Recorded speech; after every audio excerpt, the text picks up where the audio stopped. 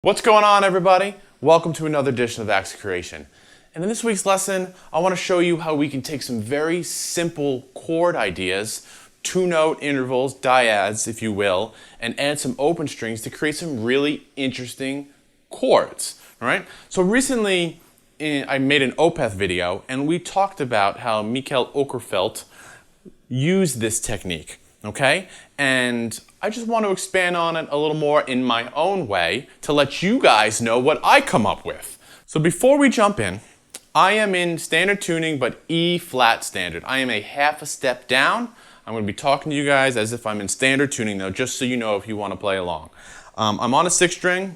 I'm only playing the first 5 strings. I'm not playing the low string. So if you have a guitar in whatever tuning you want in a drop tuning, you can still play along because we're not playing that low string, okay? The same techniques apply. Also, down in the description below, you can find links for the tabs and some more inside access to the channel. And if you are new to the channel, please click that subscribe button and that notification bell so you don't miss a thing. So before we play the example, let's just point out the chords that we're using, okay, so we can familiarize ourselves. Every little chord interval that we're playing is going to be based on our G and our D strings, okay? So the first one, we'll go over the shapes first. We have a minor third shape, so it's 11 on the D, 9 on the G string. Okay? That is a minor third. Okay? That's going to imply a minor chord. But fun little thing that happens when we play the A string open and the B and the E string open, which we're going to be doing the entire time, it's no longer a minor sound. It's now very bright, uplifting, A major type of chord, okay? Next chord, we're gonna drop that same chord shape down in the 5th position, so it's 7 and 5, and notice what happens. Oh,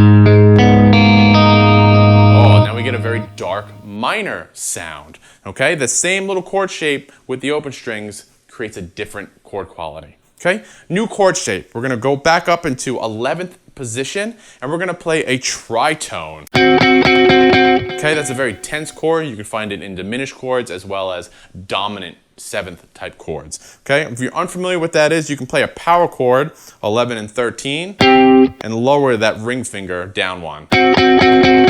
Okay, so that's going to give us a tense sound. And in relation to the open strings, it's kind of like a dominant sound, an A dominant sound. And then we're going to move here another new chord shape, a minor 6th shape.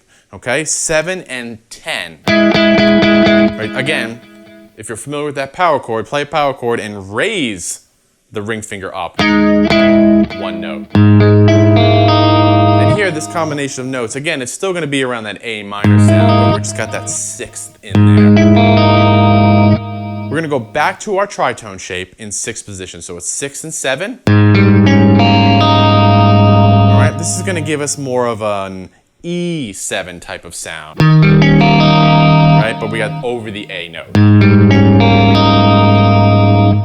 Next, we're going to play a major 6th, right? Same thing as a minor 6th from before, but we're going to stretch out a little bit here. It's going to be 3 and 7.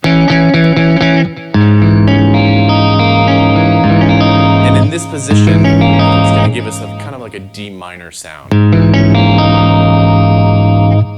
Moving to 2nd position, 2 and 5, we now have more of an A, back to more of an A minor sound. Notice that how we have a major interval with a minor sound. Same thing, we had a minor sound, minor interval giving us a major sound and then a minor sound. It's all relation to the open strings and how they affect the chord. So 2 and 5. And then we have 3 and 2, a little major 3rd shape. First time we've seen that one here. Right. It's going to give us a little bit of an ominous kind of sound. We have this F major here, and then a raised 4th right here. Tritone, but we're using the open string. And then the nice major 7th chord. Really nice chord there. It's a variation of that chord. We're going to drop that down a half step to 2 and 1. Right, a nice E sound again. But I'm going to cheat a little bit. I'm going to play the 3rd fret of the B string. Really bring out that E7 quality which is going to essentially be the 5 chord or the dominant chord of A. So you'll hear that resolve. It kind of turns it around and brings us back to the beginning. All right? So the picking pattern I'm doing, just like that, A string, 4th string, 3rd string, 4th string. And then just straight down from the high strings.